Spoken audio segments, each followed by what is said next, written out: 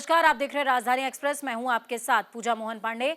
खटीमा दौरे पर रहे मुख्यमंत्री पुष्कर सिंह धामी ने वनखंडी मंदिर में पूजा अर्चना करी है। देवादिदेव महादेव का जलाभिषेक करते हुए आशीर्वाद लिया है। शिवरात्रि मेले का भी शुभारंभ किया है। सामूहिक विवाह में सीएम धामी ने शिरकत की है। सीएम धामी के साथ उनकी पत्नी भी मौजूद रही।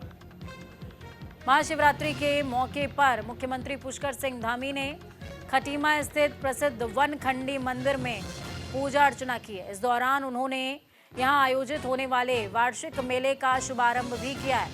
मुख्यमंत्री ने मंदिर में पूजा अर्चना करते हुए आशीर्वाद लिया और क्षेत्र के विकास के लिए देवी से मार्गदर्शन की कामना की है।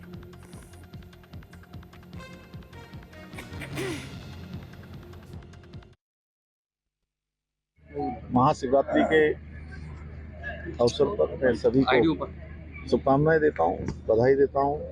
महादेव की कृपा हम सब पर बनी रहे, हमारा राज्य आगे बढ़े, आदर्श राज्य बने, हिंदुस्तान के श्रेष्ठ राज्यों में शामिल हो और आदरणीय प्रधानमंत्री मोदी जी के नेतृत्व में हमारा देश जो विकसित भारत का उनका संकल्प है, उस संकल्प को पूरा करने में महादेव की कृपा से तेजी से आगे बढ़े। मेरी शुभकामनाएं। महाशिवरात्रि पर भक्तों के लिए खुशखबरी देखने को मिल रही है। केदारनाथ के कपाट खुलने की तिथि का ऐलान हो चुका है। 2 मई को खुलेंगे केदारनाथ धाम के कपाट। 2 मई को सुबह 7 बजे बाबा के दर्शन हो सकेंगे।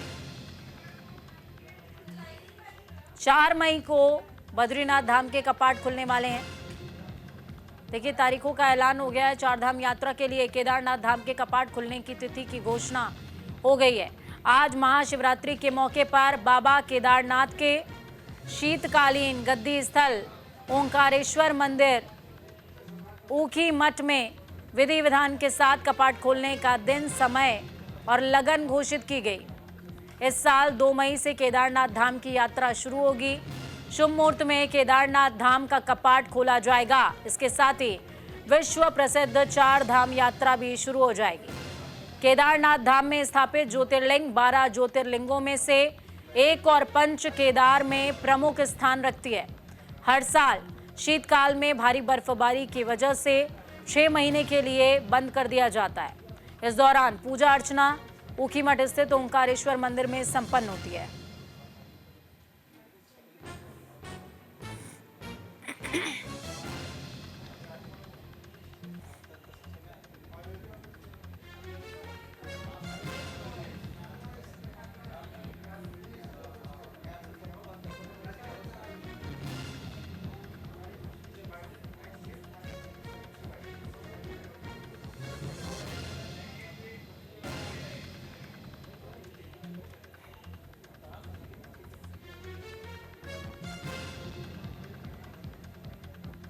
इस खबर पर ज्यादा जानकारी के लिए अनुज अवस्थी जुड़ गए हमारे साथ में। अनुज, बहुत बड़ी खुशखबरी जिसका पूरे विश्व को इंतजार रहता है। बाबा केदार और बाबा बद्री के कपाट आखिरकार कब खुलेंगे? तारीख आ गई है 2 मई और 4 मई। बिल्कुल, आज शिवरात्रि है और महाशिवरात्रि के अवसर पर ओंकारेश्वर मंदिर में पूजा होती है ऊखी मठ में। वहां से जो है तिथि निकलती है। सुबह 7:05 तिथि निकली कि 2 मई को बाबा केदारनाथ धाम के कपाट खोले जाएंगे।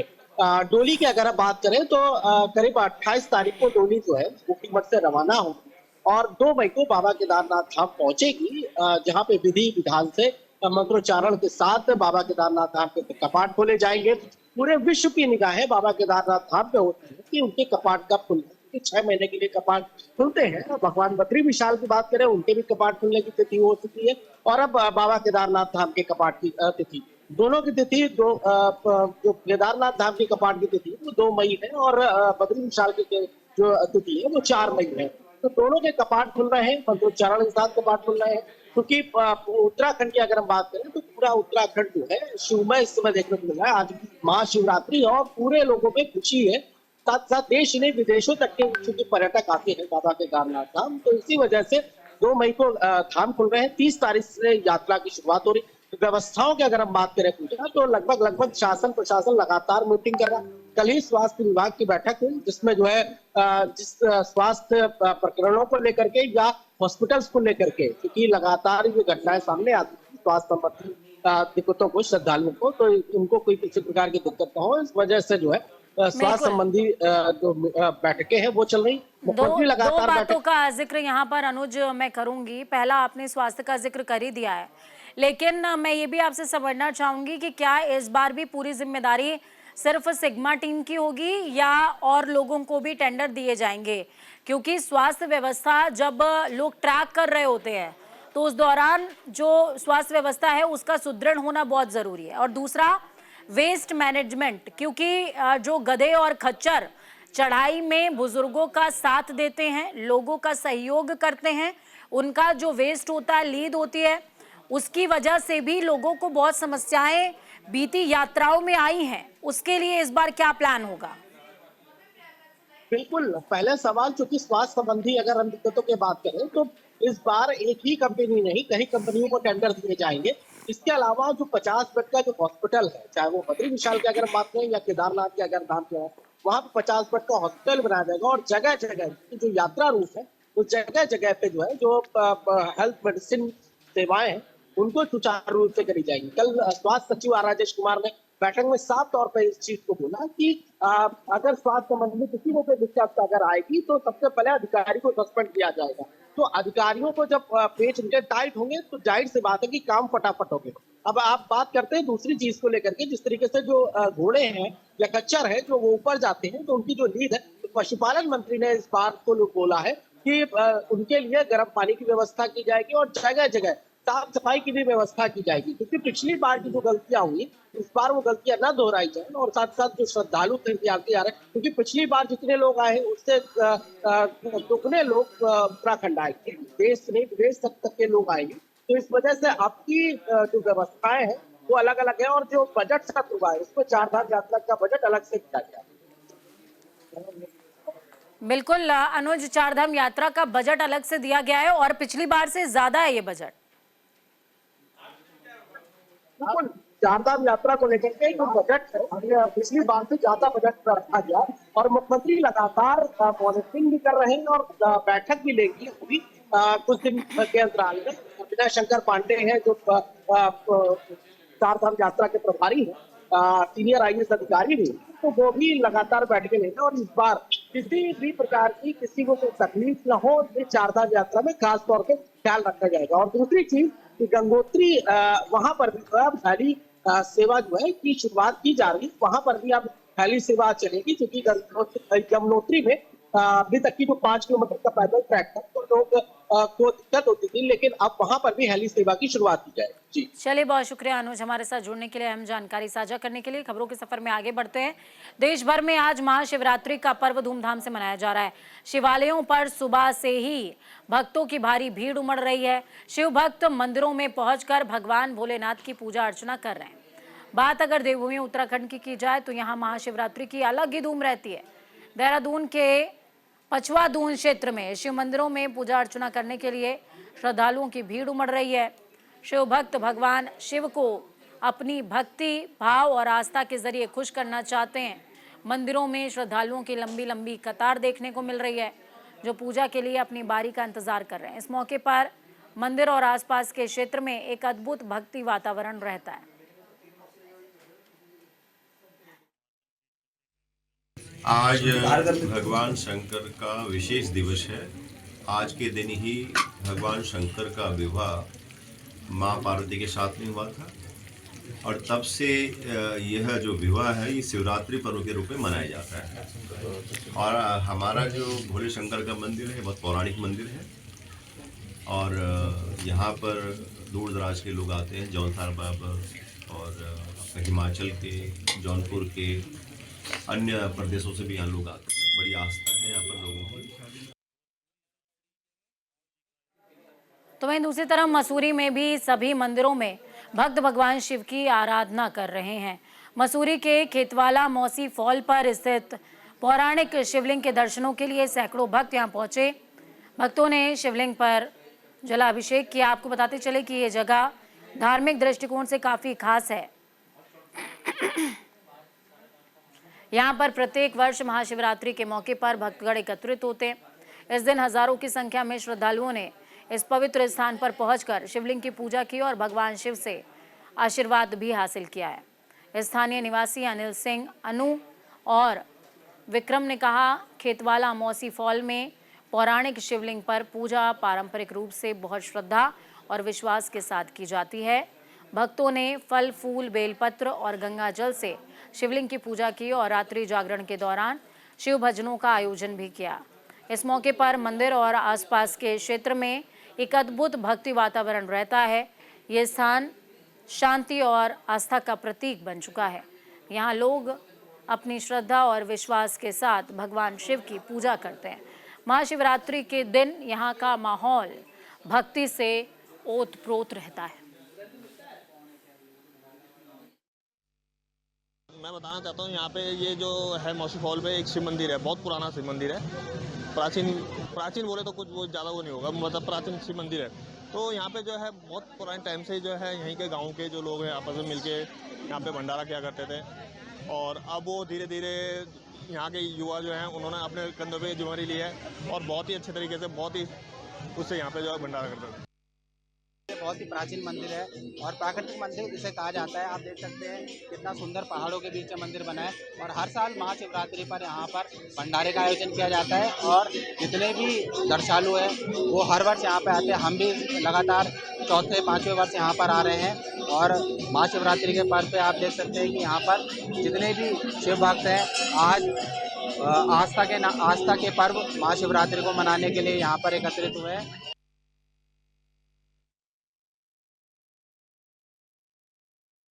आस्था का सैलाब उमड़ा हुआ है।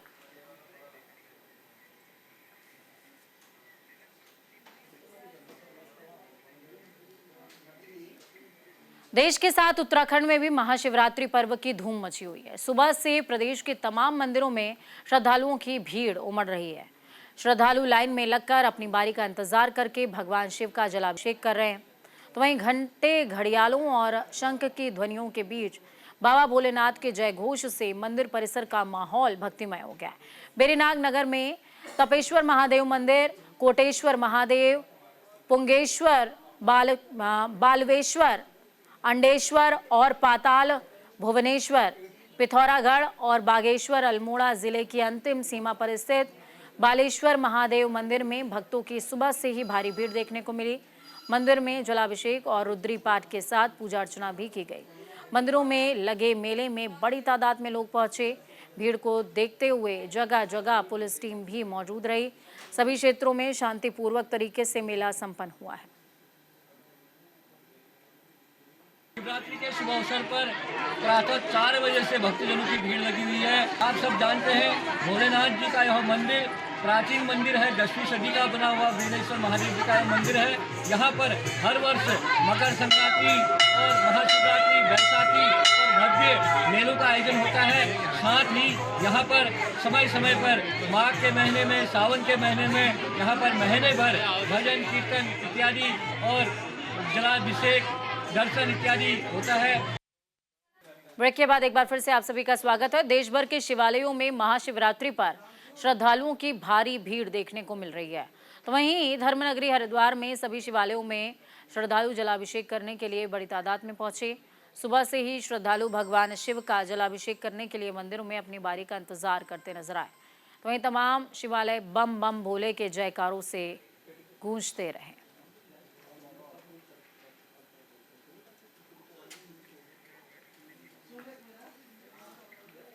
वित्त मंत्री के बयान पर प्रदेश में सियासत हाई हो गई है। आपको बता दें, कांग्रेस विधायक विक्रम नेगी का बड़ा बयान सामने आया।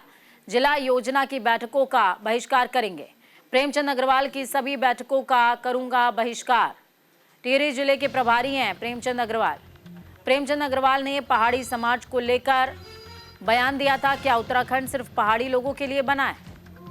टिहरी जिले के प्रतापनगर विधानसभा क्षेत्र के विधायक विक्रम सिंह नेगी ने जिला योजना की बैठक में न जाने का ऐलान कर दिया। उन्होंने कहा, टिहरी जिले के प्रभारी मंत्री प्रेमचंद अग्रवाल के अध्यक्षता में होने वाली जिला योजना की बैठकों का बहिष्कार करेंगे।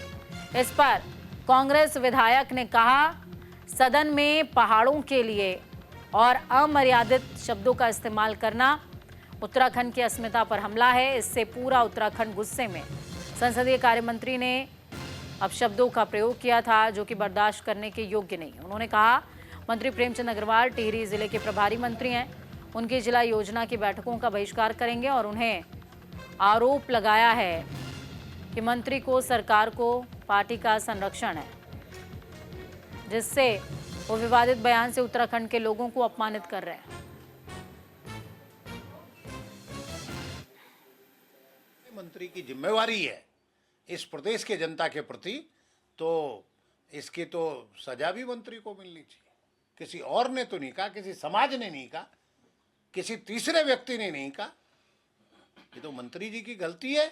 और भाजपा सरकार के कैबिनेट मंत्री ये बिना सरकार के संरक्षण के, बिना सरकार के नाक के नीचे ये सब संभव नहीं है।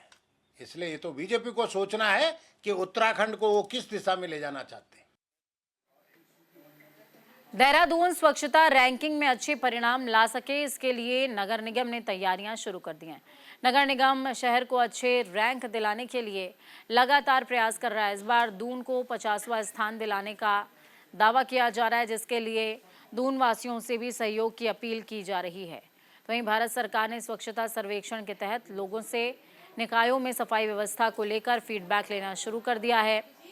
निगम के मुताबिक शहर के लोग जितनी तादाद में अपनी राय देंगे, बेहतर रैंक प्राप्त करने में निगम को उतनी ही ज़्यादा मदद मिलेगी। मार्च में केंद्र से स्वच्छ सर्वेक्षण की टीम देहरादून आ सकती है, जहां व्यवस्थाओं का जायजा लेने के बाद रिपोर्ट तैयार की जाएगी। स्वच्छ सर्वेक्षण के तहत अलग अलग फेज में अलग अलग बिंदुओं पर कुल 12,500 अंकों में से मूल्यांकन किया जाता है। 10 लाख से ज़्यादा आबादी वाले शहरों में देहरादून की रैंकिंग सुधारने के लिए नगर निगम की ओर से कार्य योजना बनाई गई है। अनुबंधित कंपनियों को निर्देश दिए गए हैं कि नियमित कूड़ा वाहन चलाते हुए घर घर कूड़ा उठान किया जाए और कूड़ा सेग्रीगेशन पर जोर दिया जाए।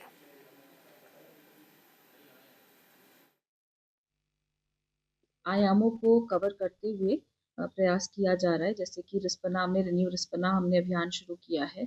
उसके अलावा जितने भी हमारे वार्ड्स हैं उनमें सोर्स सेग्रीगेशन के लिए लोगों को मोटिवेट किया जा रहा है। जो हमारे विभिन्न स्टेक होल्डर्स हैं, जैसे कि स्कूल्स हैं, कमर्शियल यूनिट्स हैं, होटल्स हैं, बल्क वेस्ट जनरेटर्स हैं, इन सबको मोटिवेट किया गया है, कार्यशाला कराई गई है। हमने जगह जगह MRFs भी क्रिएट किए हैं, जो मटेरियल रिकवरी फैसिलिटीज़ होती हैं। तो रिसाइकलिंग पर बहुत जोर है। प्लास्टिक बैंक्स का काम कई संस्थाओं द्वारा अच्छा किया जा रहा है, उन्हें भी प्रोत्साहन। आयामों को कवर करते हुए प्रयास किया जा रहा है, जैसे कि रिस्पना में रिन्यू रिस्पना हमने अभियान शुरू किया है। उसके अलावा जितने भी हमारे वार्ड्स हैं उनमें सोर्स सेग्रीगेशन के लिए लोगों को मोटिवेट किया जा रहा है। जो हमारे विभिन्न स्टेक होल्डर्स हैं, जैसे कि स्कूल्स हैं, कमर्शियल यूनिट्स हैं, होटल्स हैं, बल्क वेस्ट जनरेटर्स हैं, इन सबको मोटिवेट किया गया है, कार्यशाला कराई गई है। हमने राजधानी एक्सप्रेस में खबरों का सफर यहीं तक। नमस्कार।